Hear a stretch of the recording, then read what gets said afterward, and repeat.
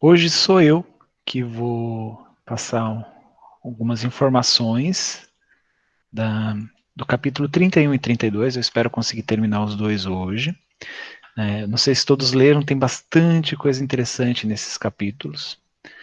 Algumas me chamaram bastante atenção. E eu vou começar pelo 31, o Vampiro, que foi um dos capítulos que eu fiz mais apontamentos, que eu deixei mais observações. Qualquer dúvida, qualquer comentário além, é só abrir o microfone, tá? Que daí a gente passa a palavra. Não importa o tipo de dúvida, tá bom? Então, depois de ter, após a despedida de Paulina, que a Rita trouxe na semana passada, André relata o seguinte: eram 21 horas, então já estava noite, ainda não havíamos descansado, senão em momentos de palestra rápida, em momentos de conversação. É necessária a solução de problemas espirituais. Aqui, um doente pedia alívio, ali, outro necessitava de passes de reconforto. Então, você percebe que tanto Narcisa quanto André Luiz estavam acudindo todos que chamavam, quando fomos atender a dois enfermos no pavilhão 11, escutei gritaria próxima. Então eles estavam no caminho e André Luiz acabou ouvindo uma gritaria lá. Fiz instintivo movimento de aproximação, mas Narcisa deteve-me atenciosa. Então, assim, era aquele impulso de, como médico que ele era aqui na Terra, aquele impulso de querer ajudar essa pessoa que estava em sofrimento, e é claro que ele estava já aprendendo com a Narcisa, os exemplos de Paulina, tantos outros exemplos de auxílio, de ser prestativo, até mesmo aquilo que a Laura, a mãe do Lísias, trouxe para ele, então ele queria ser prestativo de todas as formas possíveis. Então ali foi instintivo, ele queria ajudar naquele momento lá. E aí a Narcisa fala assim, ó, não prossiga. Disse, localizam-se ali os desequilibrados do sexo. O quadro seria extremamente doloroso para seus olhos. Guarde essa emoção para mais tarde. Interessante essa observação dela, Que ali ele não conseguiria ajudar.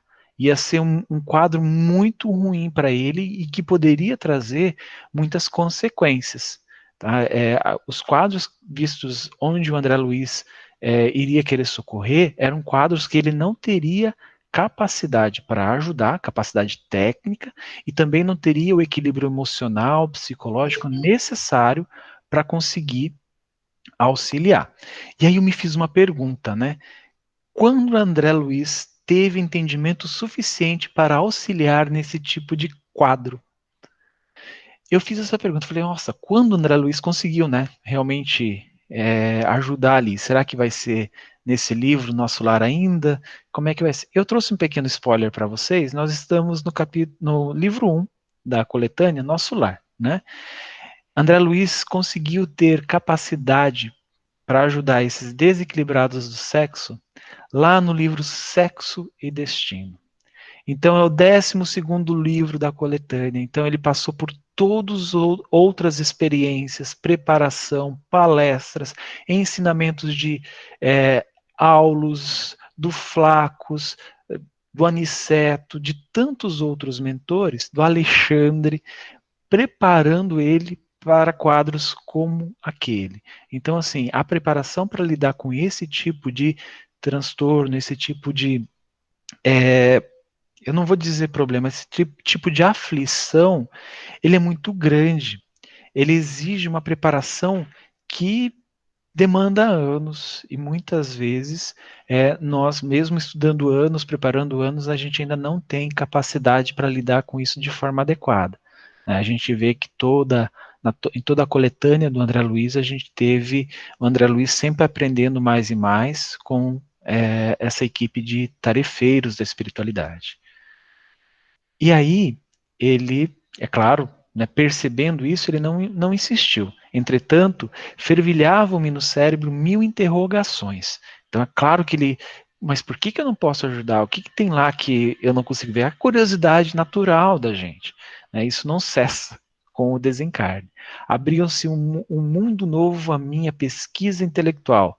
Era indispensável recordar o conselho da Laura, da genitora de Lísias, a cada momento, para não desviar da obrigação justa. Então, a cada momento, ele precisava lembrar dos conselhos dela, precisava lembrar das advertências dela, né? Inquietar a mente. Olha, realmente, você ser questionador, ter dúvida, querer aprender é muito bom, mas antes é necessário aprender a auxiliar, porque do que adianta essa quantidade de informações, essa quantidade de esclarecimentos, se eu não vou ajudar ninguém, né? Se nesse caso, né, nesse caso do desequilíbrio do sexo, ele não iria conseguir ajudar ali. Então, por que que ele precisaria? Então, ele se centrou nisso, ele percebeu isso, e, é claro, voltou o foco ali onde a Narcisa estava exigindo o trabalho dele, né, a, o auxílio dele. E aconteceu algo muito interessante enquanto eles estavam lá, indo para o pavilhão, né, para ajudar as pessoas. Teve a vinda de um auxiliar, falando para Narcisa, né, precisando da ajuda dela lá naquele portão que dava acesso ao Parque da Cultura ou algo desse tipo. Aí é um pedido de socorro no grande portão. E aí esse rapaz falou, né, que era uma pessoa que estava chegando, que estava muito mal, né, um espírito que estava chegando de uma região do umbral, né, das portas do umbral, e estava muito mal. E aí ela perguntou para ele, por que não a atendeu? Né, interrogou a Narcisa. Aí o servidor fez um gesto de escrúpulo e explicou, segundo as ordens que nos regem, não pude fazê-lo, porque a pobrezinha está rodeada de pontos negros.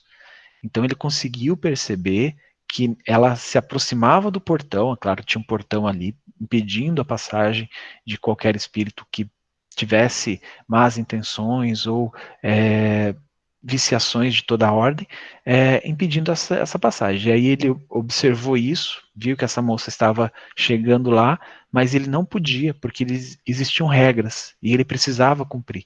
E eram essas ordens, por isso que ele menciona aqui. E aí, chegando lá no grande portão, o André Luiz descreve o seguinte: deparou-se-nos, então, a miserável figura de da mulher que implorava socorro do outro lado. Nada vi senão o vulto da infeliz, coberta de adranjos, rosto horrendo e pernas em chaga viva. Mas Narcisa parecia divisar outros detalhes, ela via muito além, imperceptível ao meu olhar, dado o assombro que estampou na fisionomia, ordinariamente calma. Então a Narcisa, ela conseguia ver muito mais, analisar muito mais do que o André Luiz conseguia ver. Tanto que ele vai relatar isso, né, que ela vai conversar sobre isso com ele depois. E aí, desculpa, gente, aquela não era para ir direto, vamos lá. Aí ela fala, né, de querer auxiliar, mas aí ela pede auxílio ao irmão Paulo, né, que ela precisa ir lá conversar com o irmão Paulo primeiro. Ela não poderia, ela não tinha essa autoridade nesse momento, por mais que ela quisesse ajudar, por mais que ela fosse uma pessoa que estava ali para auxiliar e queria auxiliar essa irmã de qualquer forma, né, ela precisava, claro, conversar com o chefe da guarda, né, que era o irmão Paulo. Então ela e o André Luiz vão até lá. Ele até relata que não era muito rápido, né, que não demorou, pediu para essa mulher que estava fora do portão esperar um pouco, que eles iriam voltar, e aí foi quando o irmão Paulo chegou, né. Aí chegando à cancela, o irmão Paulo, orientador dos vigilantes, examinou atentamente a recém-chegada do umbral e disse: esta mulher, por enquanto, não pode receber nosso socorro. Trata-se de um dos mais fortes vampiros que tenho visto até hoje. É preciso entregá-la à própria sorte. Parece cruel, né? Acho que quando eu li a primeira vez eu fiquei bem impressionado, né? Quando eu li a primeira vez o Nosso Lar, né? Claro que depois o desfecho aqui, se vocês leram, a gente vai discutir um pouco mais sobre ele. Mas aqui a gente consegue entender que o Paulo não tratou ela, né, como com falta de humildade ou com falta de caridade. Ele vai explicar isso depois. Mas nesse primeiro olhar parece assim, não, peraí, mas tinha que acolher a todos os espíritos que chegam. Ela estava pedindo socorro, ela estava pedindo ajuda, ela estava querendo ser atendida, né? Ela era uma pobre sofredora. E aí, uma coisa que me chamou a atenção nessa fala é o Paulo utilizar a palavra vampiro. Trata-se de um dos mais fortes vampiros que tenho visto até hoje. E ele é o chefe, orientador dos vigilantes do nosso lar. Então, assim, já consegue se perceber que não é um espírito qualquer, Paulo, né? E esse espírito que está pedindo ajuda também não é aquilo que parece ser aos nossos olhos diante do relato do André Luiz, aos olhos do André Luiz também, né? Por isso que ele deu essa parada, barrou a entrada dela ali. E aí a gente ouve alguns motivos para essa negativa de Paulo. Por que ele está negando, né, negando socorro a essa menina, né, a essa mulher, falando que agora ela não pode receber, né? Por enquanto ainda não está nesse apta a isso. Então, ele, por mais que o menino que foi levar, acho que é o Joaquim, o nome, né, que foi levar e buscar a Narcisa para trazer até o portão, ele e a Narcisa estavam vendo os pontos pretos, e a Narcisa provavelmente estava vendo o significado desses pontos pretos, né, no perispírito dela, e o André Luiz também estava vendo.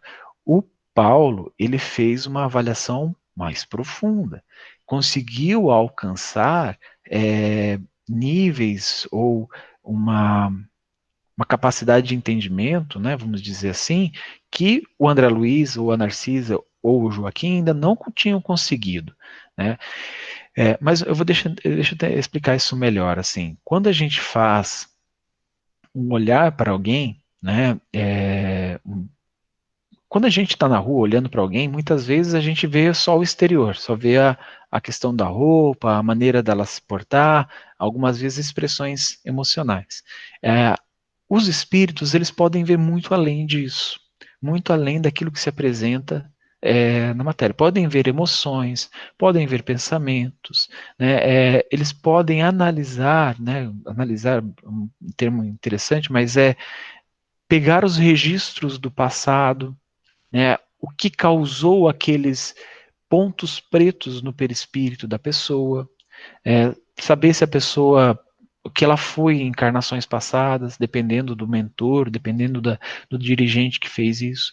Então é uma análise, né, é um processo de, como se fosse um scanner da nossa vida e dependendo do grau do mentor, né, da elevação dele, da utilidade que ele vai obter aquelas informações, ele pode ver encarnações de nossas vidas, né, muitas encarnações no passado, em questão de segundos, né? E aí o Paulo ele comenta o seguinte: esses pontos escuros, eles representam 58 crianças assassinadas ao nascerem. Tanto que Paulo ele pergunta para Narcisa quantos pontos escuros ela está vendo. E aí ela fala 58. Só que aí ele comenta do que são esses 58 pontos escuros que ela está vendo. Né? Porque, pelo que eu entendi, posso estar errado, mas ela não conseguia alcançar isso que ele estava descrevendo. Ela sabia que esses pontos existiam, que eram muito, vamos dizer assim, enraizados nela, eram muito doloridos, eram, como é que eu posso dizer, traziam um sofrimento, uma energia muito densa, negativa, muito densa no perispírito dela. Então isso assustou Narcisa. Mas ela, pelo que eu entendi, ela não sabia o que era. E aí o Paulo foi falar para ela o que seriam esses pontos. Aí ele fala assim, ó, em cada mancha vejo a imagem mental de uma criancinha aniquilada. Umas por golpes esmagadores, outras por asfixia. Essa desventurada criatura foi profissional de ginecologia. Olha só. A pretexto de aliviar consciências alheias, entregava-se a crimes nefandos, explorando a infelicidade de jovens inexperientes. A situação dela é pior que a dos suicidas e homicidas, que, por vezes, apresentam atenuantes de vulto. Então, aqui parece que ela fazia com intenção, que ela fazia até mesmo com requintes de crueldade, ela sabia o que ela estava fazendo. É isso que o Paulo estava falando aqui. E quando ele fala assim que até mesmo suicidas e homicidas apresentam atenuantes de vulto, às vezes existem não justificativas, né, mas observações que podem atenuar grandes faltas como um suicídio ou até mesmo um homicídio. Tá? Então a gente entende que a espiritualidade, a bondade divina, né, a misericórdia de nosso Pai, ela traz atenuantes de vulto. Mas no caso dessa irmã, não quer dizer que a misericórdia do Pai não atuava sobre ela, mas simplesmente ela não, por mais que a misericórdia do nosso Pai atuava sobre ela, ela não tinha olhar para isso, percepção disso, e fazia aquilo lá por prazer, por vontades, né, por ligação material, até mesmo a crueldade. Então isso que é uma coisa interessante. E é claro, né, André pensou nos procedimentos médicos que fez no orbe. Aí ele pensou nele, sabe aquela coisa, opa, peraí, ela foi ginecologista, então ela foi médica, então é, esses abortos que ela fez, essas questões, né, dessas crianças que ela fez, isso trouxe problemas para ela e, epa, eu sou médico, peraí, eu fiz, posso ter feito alguma coisa nos procedimentos cirúrgicos e tal. Foi isso que apareceu na mente do André. E como a gente falou, né, sobre que os espíritos, né, que têm capacidade, que têm mentores, até mesmo dirigentes, orientadores no nosso lar e de tantos outros centros espíritas e outras colônias, eles têm a capacidade de ver, né, o que está passando na mente dos espíritos. E o Paulo percebeu o que estava passando na mente do André Luiz. E acostumem-se quase, eu vou dizer, quase todos os mentores e orientadores que o André Luiz segue e está aprendendo, né, nos próximos livros, isso acontece o tempo todo, tá? Essa leitura do pensamento do André fala, não, André, peraí, não é isso que você está pensando. E foi o que Paulo fez aqui. Ele falou assim, ó, não falo, e isso ele falou porque ele percebeu que o André pensou nisso. E aí ele fala, não falo aqui de providências legítimas, que constituem aspectos das provações redentoras. Então, os procedimentos aqui, que são procedimentos clínicos, procedimentos médicos, fazem parte, né, desse planeta. Refiro-me ao crime de assassinar os que começam a trajetória na experiência terrestre, com o direito sublime da vida. Então aqui é uma coisa interessante, né? Eu não quero entrar no aspecto de discussão se é legal ou não a mulher solicitar o aborto ou não, né? Apesar do que os livros do André Luiz já são bem claros nessa questão do aborto, mas aí pode ter cada um sua visão, né? Mas se a gente for seguir o que está contido na obra do André Luiz, o aborto ele não é um caminho, vamos dizer assim, legítimo, um caminho que pode ser trilhado sem consequências. E pelo que parece aqui que o Paulo está descrevendo, essas consequências elas são severas. Né? Então isso é uma coisa muito forte para nós. E isso, quando eu era dirigente de mocidade, eu tive muitas discussão de conversar com os jovens por causa dessa questão do aborto. Né? A visão deles é bem diferente dessa visão que o Paulo está trazendo aqui nesse capítulo para a gente. Né? Então, a gente tem que claro que aprender a ouvir, a conversar, mas a gente também tem que ser pragmático e falar, olha, é isso que está contido na obra, né? Por mais que você pense diferente, é o que tem aqui, né? Claro que isso não significa que vou bater o martelo sobre isso. Não me livrem dessa responsabilidade, tá? Mas só para pontuar o que está aparecendo aqui no livro, tá? Ju, posso fazer uma observação Pode, rapidinho? pode sim, Rita. O que a gente percebeu principalmente nesse capítulo, que você vai falar provavelmente um pouco mais para frente, e assim, o pouco de conhecimento que eu tenho, né, de estudar o Evangelho, quando você não tem a consciência do tamanho do erro que você está cometendo, que você está de alguma forma ferindo as leis divinas, que é o caso do aborto, ou de um assassinato, ou de um suicídio, quando você não tem essa consciência, eu acredito que essa seja a parte atenuante do que você cometeu, do erro que você cometeu.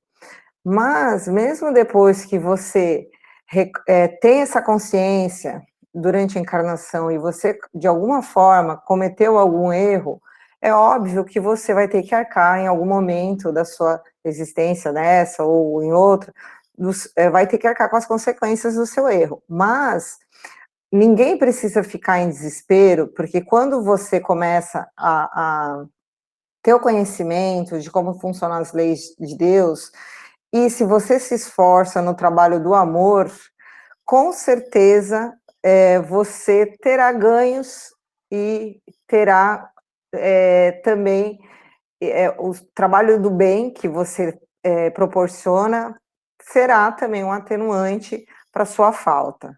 É óbvio que você vai ter que responder pela falta, mas eu lembro muito de uma passagem de Pedro que ele fala assim: tende ardente amor um pelos outros, porque o amor cobrirá a multidão de pecados. Então, nós não precisamos ficar preso no nosso passado, se algum de nós, de alguma maneira, sem o conhecimento, ferirmos essa lei divina. Não nos preocupemos com isso. Nos preocupemos, sim, em melhorarmos, em crescermos, em melhorarmos como seres humanos, como espírito eterno. Vamos, com certeza, ter que responder por essa falta, mas não podemos ficar na culpa, que a culpa ela não nos leva a nada. Fala, Francisco. Resumindo o que você falou com palavras lindas, elegantes, né? Se pisou na bola, meu nego, que está tendo esse cursinho com a gente aqui, não esquenta a cabeça, né? Tinha a ignorância. A partir de agora, nós prestaremos mais atenção, porque nós temos a informação. Então, é outro peso, é outra medida, não é isso? Então, é assim, porque é muito fácil, né, a gente pregar o evangelho e tal, e a pessoa sai, meu Deus, eu fiz isso e agora eu vou para o inferno. Menos, ninguém vai para o inferno. Tudo vai se ajeitando, porque assim, eles falam que Deus não quer destruir o pecador. O desejo do Pai é a mudança de atitude. A partir do momento que você muda a atitude, minha nega, amando, fazendo com capricho as coisas que te aparecem, tudo caminha, tudo frutifica, né? A encrenca virá se você persistir no azedume da sua alma. Aí ferrou. Mais ou menos isso. Muito boas colocações, eu acho que foi muito pertinente mesmo, porque realmente é atenuado, né? Até mesmo o Paulo falou isso aqui antes, ele falar essas palavras, e realmente, né, existe esse trabalho para atenuar essas nossas faltas da espiritualidade. E aí tem a justificativa, aquele motivo, e aqui a justificativa, né? Dele estar fazendo isso com aquela irmã que estava ali pedindo socorro às portas, aquele portão do nosso lar, né? Ele fala assim, ó, reconheço, isso ele fala para ela, reconheço, minha amiga, que todos os espíritos, desculpa, isso ele fala para a Narcisa, né, que a Narcisa queria ajudar, né, ela até falou assim, olha, eu me proponho, deixa ela entrar, que eu me proponho a auxiliar, a estar junto dela, a tentar fazer alguma coisa, né, tamanha bondade de Narcisa. Aí ele fala para ela, ó, reconheço, minha amiga, que todos somos espíritos endividados, porque ela falou que ela também tinha faltas, como todos ali tinham faltas do passado, e o Paulo tinha ciência disso. Entretanto, temos a nosso favor o reconhecimento das próprias fraquezas e de boa vontade e a boa vontade de resgatar os nossos débitos.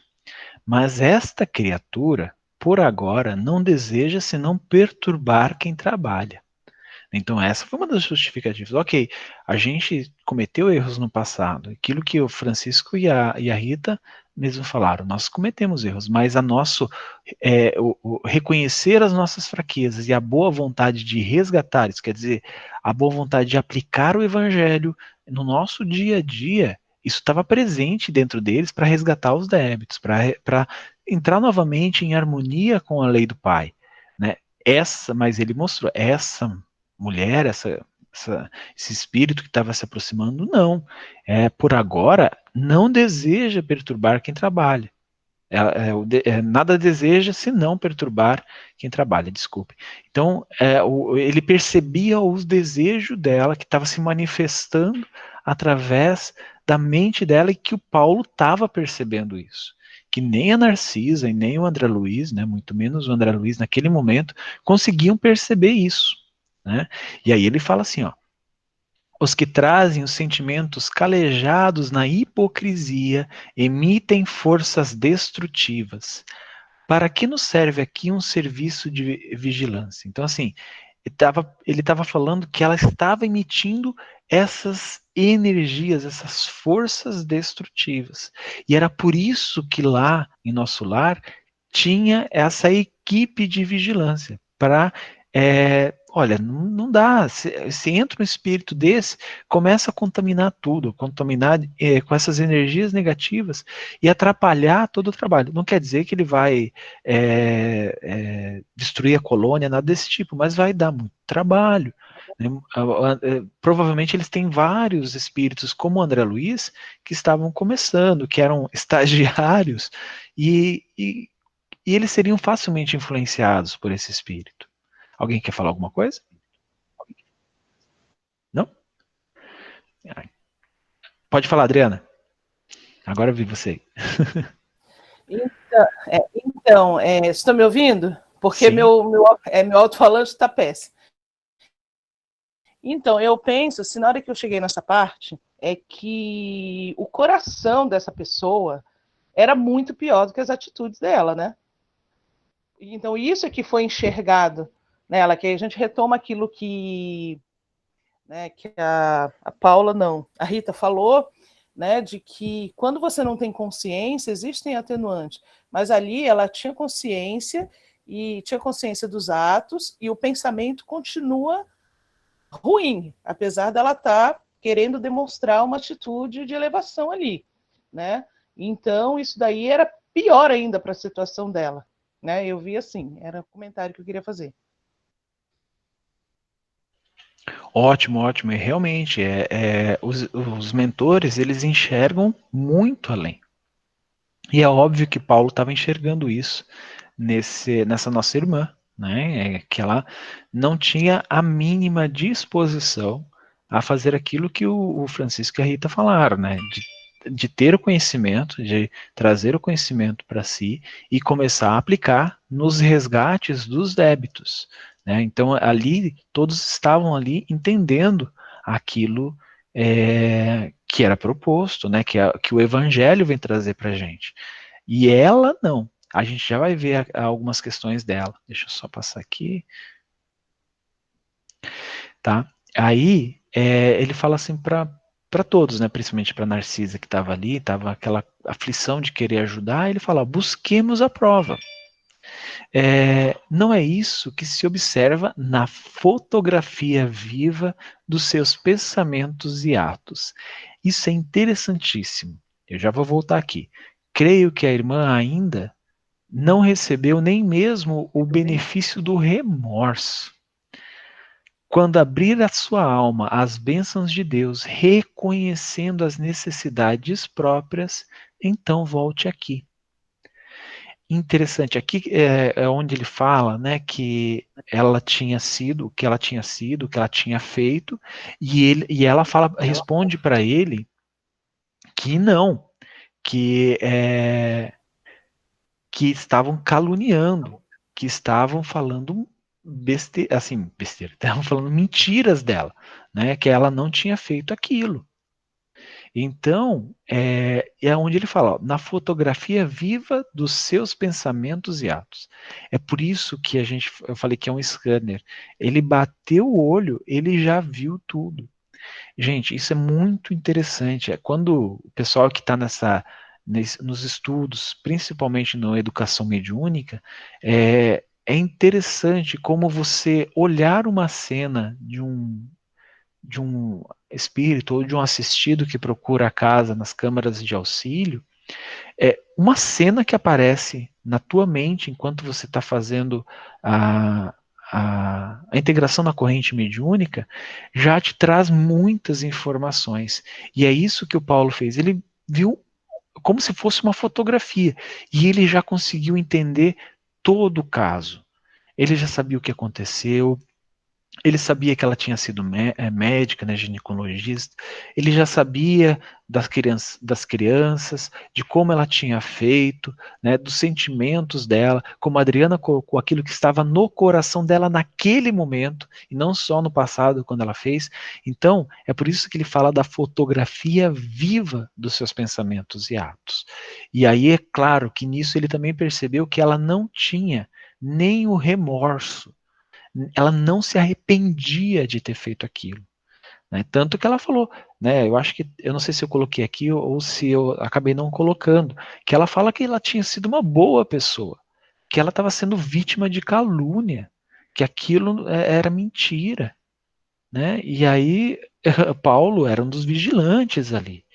É óbvio que as capacidades dele eram especiais para proteger o nosso lar, né? Então ele era um espírito que tinha uma amorosidade, ele é um espírito que tinha uma amorosidade muito grande, mas também tinha essa capacidade de ver na fotografia do pensamento, né? Ver aquilo que estava se manifestando nela.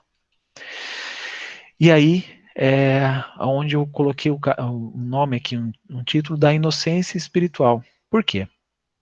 Irada, essa mulher, ela respondeu respondeu a interlocutora: demônio, feiticeiro, secaz de Satã, não voltarei jamais. Estou esperando o céu que me prometeram e que espero encontrar. Então é interessante, né? Ele falou para ela o que ele viu, acertou em cheio, porque é o que ele estava vendo, era o que estava se manifestando nela. E aí ela chama ele de demônio, feiticeiro. Por quê? Porque é como se, como assim? Eu guardei isso lá dentro do meu coração, não falei para ninguém, né? Como você sabe disso? Tirou lá de dentro, conseguiu arrancar de mim mesmo algo que eu deixei guardado, né, as 7 chaves dentro de mim.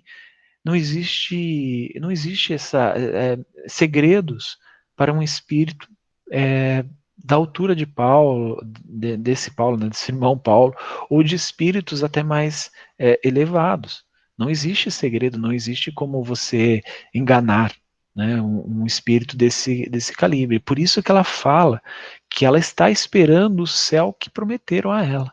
Porque ela se julgava uma pessoa maravilhosa, uma boa pessoa, que ela merecia o céu, que ela foi uma pessoa incrível em vida. Só que isso é um julgamento que ela traz, né, uma manifestação do orgulho e do individualismo dela, que colocou ela como uma pessoa especial, uma coitadinha, que ela, tudo aquilo que ela fez, ninguém viu, então eu sou uma pessoa maravilhosa, né? Eu ia à casa espírita toda semana, eu organizava palestras, eu, sei lá, era um dos dirigentes do estudo Nosso Lar. E aí? Né? Isso vai importar? Só vai importar se estiver dentro do meu coração todo esse evangelho que a gente traz aqui. E é por isso que me lembrou uma passagem que eu adoro, na carta de Paulo aos Efésios. Ele fala assim: desperta, ó tu que dormes, levanta-te dentre os mortos, e o Cristo resplanderá sobre ti. Então essa irmã era uma daquelas que estavam adormecida, né? Porque o que acontece, né? O Paulo ele fala que ela não tinha nem uma manifestação de arrependimento, nem isso, nem o remorso ela sentia. Então era uma criatura que estava dormindo espiritualmente ali ainda, desencarnada, dormindo espiritualmente. E às vezes a gente está encarnado, e encarnado é mais difícil a gente acordar, gente, porque a gente tem matéria aqui.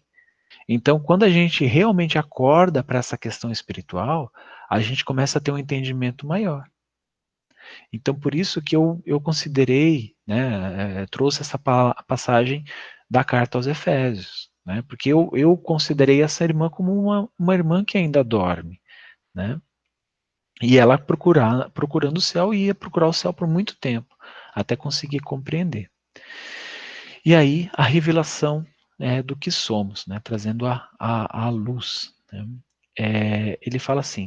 Ela fala assim, não lhe pedi remédio, nem serviço, estou procurando o paraíso que fiz por merecer, praticando boas obras. Então ela achava que ela tinha feito muitas boas obras, e não foi bem isso que aconteceu. E endereçando-nos, dardejante olhar de extrema cólera, perdeu o aspecto de enferma ambulante, retirando-se a passo firme, como quem permanece absolutamente senhor de si. Então ali percebe-se que era um fingimento. Ela estava enganando, né? Pode falar, Rita. Desculpa, é que caiu minha conexão bem na hora que eu ia fazer uma observação. Pode falar, Rita, deixa eu voltar aqui. Exatamente. Exatamente, nessa parte aí, eu percebi, na minha interpretação, que, ao contrário, eu percebi que não que ela achou que ela achava que ela estava sendo enganada mesmo pelo demônio, ou feiticeiro, né? Que ela tinha certeza que ela era tinha feito boas obras enquanto encarnada. Então, assim, a gente percebe que ela até fala, né? Estou procurando o paraíso que fiz por merecer, praticando boas obras. Então, a gente percebe que ela estava assim tão ignorante nas questões da verdade do Evangelho, do que realmente são as boas obras, do que realmente o que é ser um ser humano bom, que ela, a espiritual, falando com o plano espiritual do bem, que são os trabalhadores do Cristo, que é o caso do pessoal do nosso lar, mas ela acreditava que ela estava sendo enganada, porque na concepção dela, ela tinha sido uma boa pessoa. Então, e não só como ela, vocês estão me ouvindo? Estamos, Rita, estamos sim. Ah, tá bom. Sim. É que a internet tá ruim. Ah, ótimo. Não só como ela, a gente, aí você falou, fui um bom orador espírita, fui um trabalhador. A gente tem muitos relatos de livros, né, do André Luiz mesmo, ou de outros espíritos, que falam de alguns dirigentes espíritas que desencarnam nessas condições também, que fazem todo o trabalho, trabalhos grandiosos até, mas na parte externa, mas esquecem de trabalhar o aprimoramento dos sentimentos e o aprimoramento das emoções, e acabam chegando no plano espiritual nessas condições também, achando que merecem o céu, suposto céu, mas não trabalharam, não fizeram o serviço de casa, não trabalharam na sua principal oficina, que é dentro da sua própria casa com a sua família. É isso. Exato, Rita. E isso que ela fez, assim, realmente, ela pensava que ela merecia o céu. E, gente, a gente vai ver nas próximas obras do André Luiz o quanto de espíritos achando que eles vão encontrar o céu e revoltados porque não encontram. É aqueles espíritos que eram religiosos aqui na Terra, que pregavam o evangelho de Jesus da boca para fora para todo mundo, não interiorizaram o evangelho. Quando se dão de cara, né, com de encontro à realidade espiritual, se revoltam. Eu estou falando do Libertação porque eu tenho duas alunas que estão lendo Libertação, mas a gente vai ver lá no Libertação como isso acontece. Um espírito que foi um grande pregador religioso, quando se deparou com a verdade da vida, né, a vida verdadeira, a verdadeira vida, no plano espiritual, se revolta. Não, então, se eu não mereci o céu, se eu estou vivendo aqui, imagina, não existe. Eu vou construir o céu. E coisas incríveis acontecem. Aguardem cenas dos próximos capítulos de André Luiz, tá? Então, aí ele fala do vampiro. Né? E ele fala assim, ó. Isso é Paulo, né, o irmão Paulo falando. Observa um vampiro, exibe a condição de criminosa e declara-se inocente. É profundamente má e afirma-se boa e pura. Sofre desesperadamente e alega tranquilidade. Criou um inferno para si própria e assevera que está procurando o céu. Olha que palavras fortes, né? Ele conseguiu descrever exatamente o que essa nossa irmã estava sofrendo, né? Se enganando, né, dentro do coração dela, que não conseguia, foi preciso. E ele, por isso que ele falou, vocês conseguem ver o vampiro que ela é? E aí ele continua. É imprescindível tomar cuidado com as boas ou más aparências. Isso é um ensinamento para nós na casa espírita e também na nossa vida. Naturalmente, a infeliz será atendida a alhures pela bondade divina. A gente não pode esquecer que o nosso Pai não esquece de ninguém. Todos estão sendo amparados, todos estão recebendo auxílio. Mas, por princípio de caridade legítima, na posição que me encontro, não lhe poderia abrir as nossas portas. Então ele entende a responsabilidade que ele tem. Ele precisa entender isso. E ele fala isso para que Narciso e o André Luiz também entendam que existem responsabilidades, né? Estar no nosso lar, fazer e estar em algum cargo, uma função lá, tem muita responsabilidade. É por isso, por esse princípio de caridade legítima, que ele não podia fazer isso, né? Isso ia ser muito prejudicial para as outras pessoas lá. Alguém tem mais algum comentário? Observação, pergunta, dúvida? Eu queria só Pode falar, Rita. fazer uma observação que eu acho importante para lembrar que nosso lar é uma colônia de transição e que lá são recolhidos os espíritos que já pecaram não, né? Erraram, como nós, ou como essa moça, só que eles já deram o primeiro passo em reconhecer os seus erros e já tinha um remorso como um sentimento. Se provavelmente essa moça já tivesse tido essa compreensão dos seus erros, aceitado que precisa das suas faltas e compartilhasse desse sentimento de remorso, era bem provável que ela poderia ter sido socorrida por eles, mas o fato primordial foi exatamente esse. Quando a gente não em qualquer situação que a gente estará quando desencarnar, se a gente não compreende o tamanho das nossas faltas, e principalmente se a gente não tem a humildade de pedir ajuda, de entender que precisamos de auxílio, a gente vai ficar igual essa moça aí, independente do tamanho dos nossos equívocos.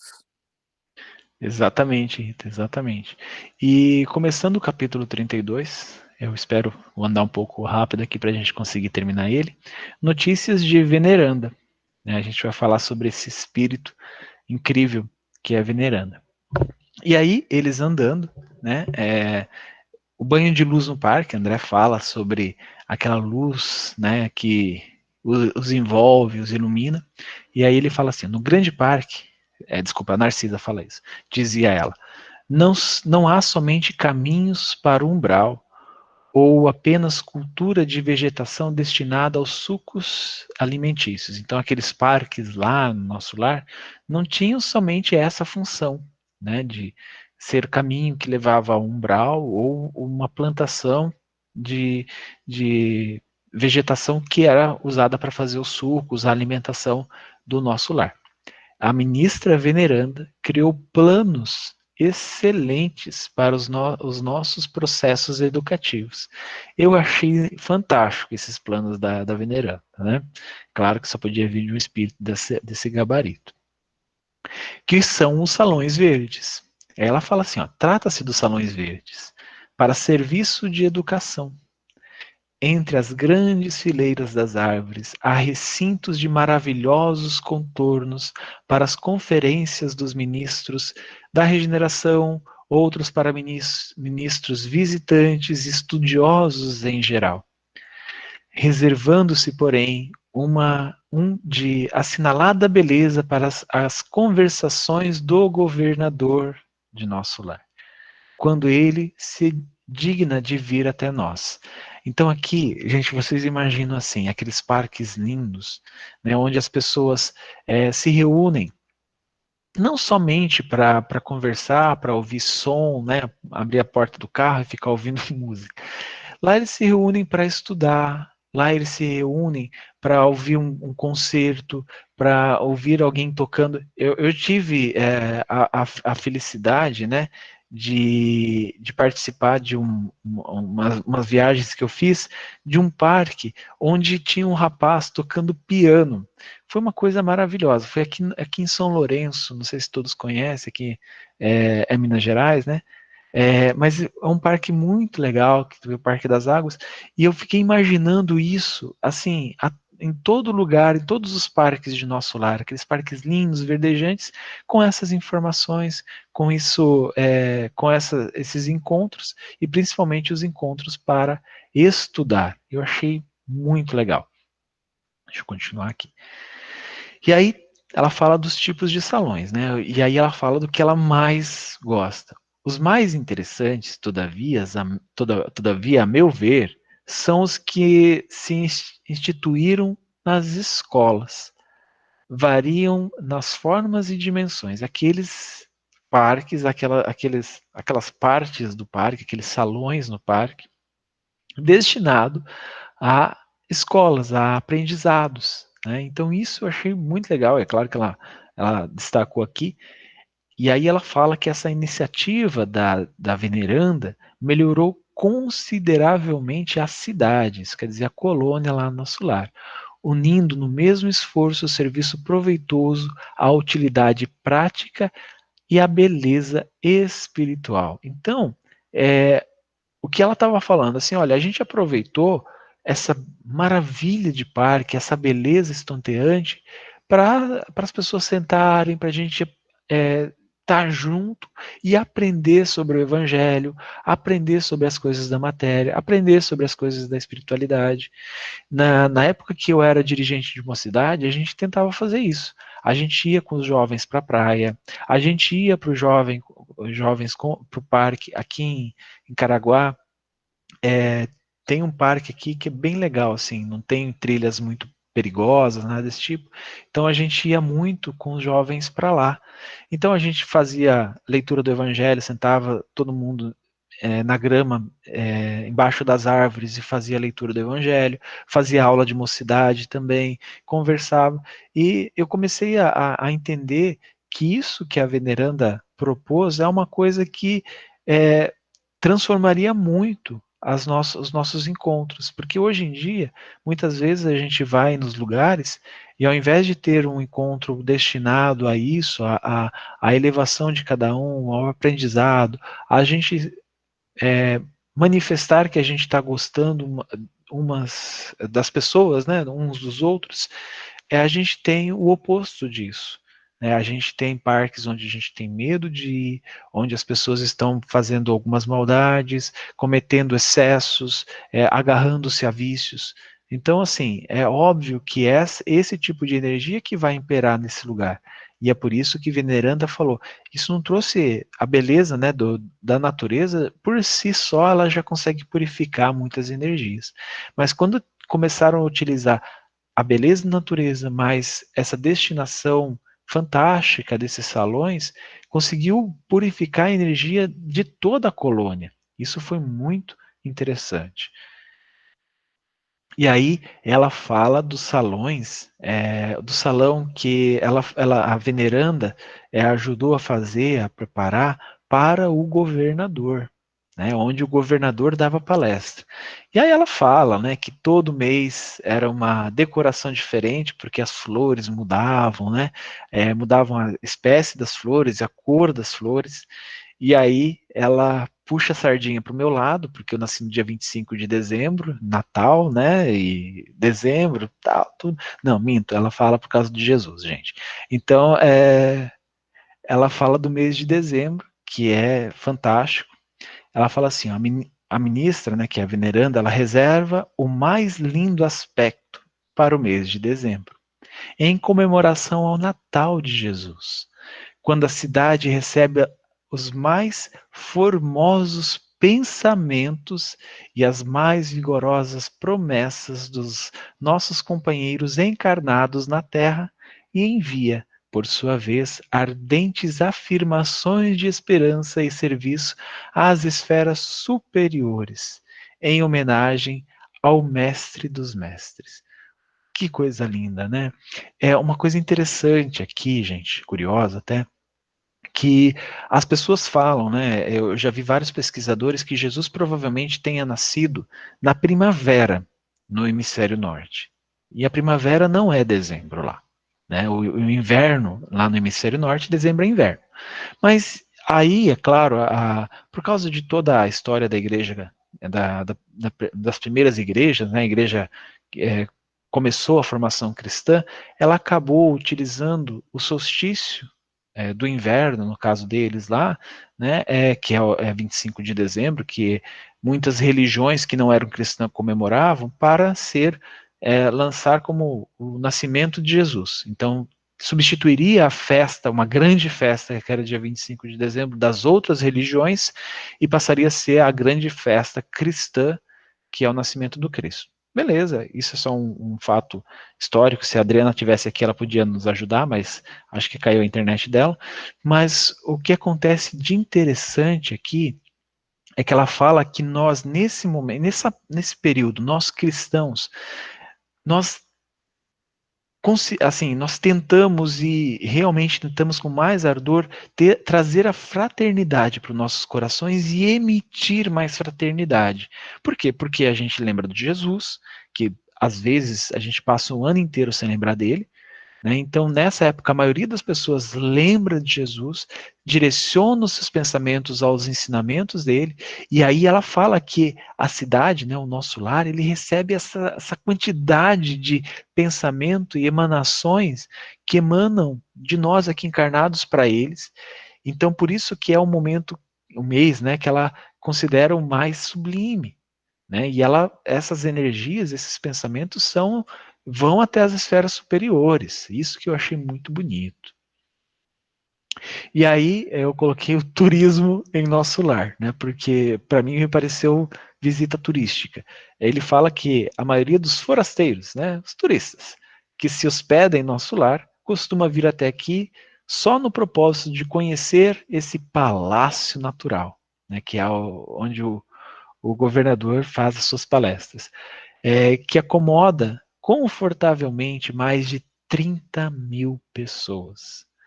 Gente, eu espero que a gente, às vezes, faça uns turismo lá no nosso lar, no nosso descanso do corpo físico, né? Quando a gente dorme, né? A gente desdobra, né? A gente pode ir lá conhecer. Eu acho que está aberto a visitação, né? Tudo bem que ainda não é dezembro, eu acho que é legal a gente ir para dezembro lá. A gente marca uma viagem de ida do nosso lar para conhecer lá em dezembro. E aí ele começa a falar a Narcisa começa a falar da veneranda, porque aqui até agora ela falou dos feitos dela, dessa grande contribuição que ela deixou nos parques ali de nosso lar. E aí o André Luiz elogia ela, fala que ela é um grande espírito, e ela fala, você diz muito bem, atalhou Narcisa com reverência, é criatura das mais elevadas de nossa colônia espiritual. Os 11 ministros que com ela atuam na regeneração ouvem-na antes de tomar qualquer providência de vulto. Então, antes deles fazer, olha, gente, a gente vai ter que ajudar o pessoal lá da Terra com essa história de Covid que tá dando uma bagunça aqui, é claro que eles vão consultar a veneranda. Né? A gente não pode achar que a veneranda não está atuando com isso também. Né? Está reunida com toda a equipe espiritual para tentar auxiliar aqui as nossas questões, né, principalmente questões grandes como essa que estão acontecendo. Mas, continuando, e aí a Narcisa fala assim, ó, com exceção do governador, a ministra veneranda é a única entidade em nosso lar que já viu Jesus nas esferas resplandecentes, mas nunca comentou esse fato de sua vida espiritual e esquiva-se a menor informação a tal respeito. É óbvio, imagina, a quantidade de espíritos que iam lá estar tietando ela para saber mais sobre o Cristo, né? Então ela se reservava, é claro que ela é um espírito muito grande, muito iluminado, mas olha a magnitude dela. E eu achei interessante a Narciso usar nas esferas resplandecentes, né? A gente sempre imagina, Jesus deve estar sentado num trono lá no mais alto dos mais altos níveis da Terra. Gente, Humberto de Campos, até mesmo outros autores da espiritualidade que vieram trouxeram mensagens pela psicografia do Chico, eles falam que Jesus está atuando junto aos sofredores, lá no umbral. É claro que ela fala de esferas resplandecentes, né? Isso quer dizer, porque encontrar onde Jesus está, gente, vocês imaginam que seja diferente do que algo resplandecente? Eu não imagino. Eu imagino que mesmo quando ele está no umbral, aquela luz que ele emana, aquele amor que ele emana é resplandecente. É claro que ele não vai ofuscar, não vai afugentar nenhum espírito, como a gente viu em vários casos no nosso lar, mas ele está ali sempre para ajudar. Né? Muitas vezes a gente vê aqueles casos, né, em que os espíritos querem subir às esferas superiores para encontrar Jesus. Aí os mentores falam assim, mas Jesus está trabalhando lá no umbral, está lá trabalhando junto aos sofredores. Porque aqui na Terra não foi diferente. Quando a gente lê o Boa Nova, né, Jesus, quando criança, onde ele estava? Ele estava conversando com o assassino, o maior assassino de toda a Galileia. Ele estava conversando com prostitutas, com leprosos, com bandidos de toda a ordem. Né? Jesus não estaria de uma maneira diferente. E aí ele fala da vivência íntima, ela fala da vivência íntima, né? André Luiz fala assim, nossa, como um espírito desse ainda está em nosso lar, por que ela não está numa esfera superior, né? Talvez como a minha mãe, né? E ela fala assim, ó, intimamente, ela vive em zonas muito superiores à nossa e permanece em nosso lar por espírito de amor e sacrifício.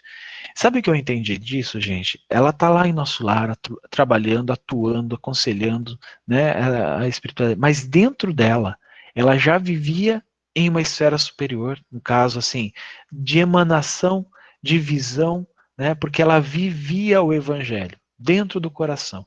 Ela conseguiu construir o reino de Deus dentro do coração dela. Por isso que a Narcisa fala assim que intimamente ela vive em zonas muito superiores que a nossa.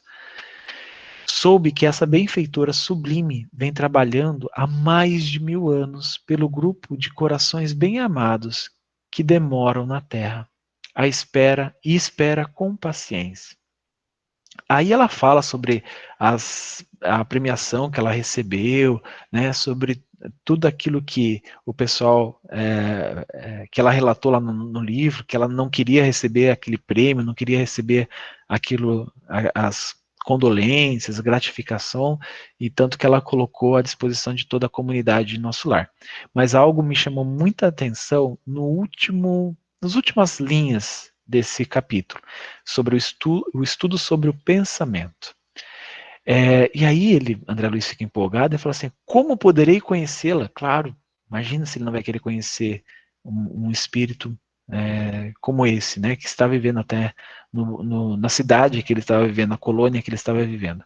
Aí Narcisa, que parecia alegrar-se com o interesse do André Luiz, explicou satisfeita: amanhã, à tardinha, após as preces, a ministra virá ao salão, a fim de esclarecer alguns aprendizes sobre o pensamento. Gente, eu não consegui parar de pensar no livro Pensamento e Vida. Eu não sei se todos conhecem, vou ter só um minutinho aqui, mas esse livro, o Emmanuel traz, né, pela psicografia do Chico, é um dos livros mais difíceis que eu já li. Né? Eu tenho que ler os capítulos dele 5 vezes, fazendo ponderações, buscando na internet para tentar entender algumas coisas. E Emmanuel fala que esse livro é uma cartilha que prepara, né, ou uma cartilha utilizada nas colônias para preparar para o pessoal voltar para a Terra, reencarnar e até mesmo para eles trabalharem lá. É essa cartilha que a gente começa a entender a formação do nosso pensamento, o que é a nossa família, o que é fé, né, quais as manifestações da fé, da vontade, né, das nossas necessidades fisiológicas mesmo, do sexo, né, da convivência, enfim, é uma cartilha, vale a pena, por mais que seja difícil. E eu acredito que a veneranda, ela estava ali trazendo orientações para aqueles espíritos, porque, gente, mesmo com todo o conhecimento espírita, muitas vezes até com espíritas encarnados aqui de calibre, trazendo explicações sobre os capítulos do Pensamento e Vida, é um livro difícil de entender. E é óbvio que os espíritos lá não eram diferentes da gente, tem dúvidas, e aí um mentor do calibre de veneranda vem para trazer explicações. Bom, gente, muito obrigado. Tomei 2 minutinhos a mais do tempo de vocês. E qualquer comentário, dúvida, podem abrir os microfones. Alguém quer comentar Vocês estão alguma me coisa? ouvindo? Agora sim. Tá, tô ouvindo, Rita. É que a internet está bem ruim. Só voltando rapidinho aqui. Tá, que bom. Então tá. A parte que ela fala, a Narcisa, que a veneranda, ela vive em zonas muito superiores, intimamente, eu lembrei de uma palestra que eu comecei a assistir do Haroldo a semana passada na FEB, e que uma pessoa perguntou para ele: Haroldo, quando você acha que vai começar a transição planetária? Como se o Haroldo soubesse a data, né? E eu achei muito bacana a resposta dele, que ele falou que ele não deu esse exemplo, mas eu lembrei agora do exemplo da veneranda. Ele falou que existem, com certeza, já algumas pessoas que já vivem na Terra intimamente no processo de regeneração, já em estado de regeneração espiritual. E alguns ainda estão vivendo, a maioria, né, no planeta de expiação e prova, isso com relação às emoções, aos sentimentos. E ainda temos irmãos que vivem em mundos primitivos, pensando em sentimento. Então, eu acho que isso leva muito a essa questão da veneranda que a Narcisa e o André Luiz nos mostraram nesse capítulo. Aí e também serve para a gente se observar. Qual será que é o nosso estado íntimo? Em que zonas será que nós estamos vivendo? Era isso. Obrigado, Rita. Muito boa colocação, muito boa mesmo. Alguém quer fazer a prece? Ou alguém mais quer comentar alguma coisa?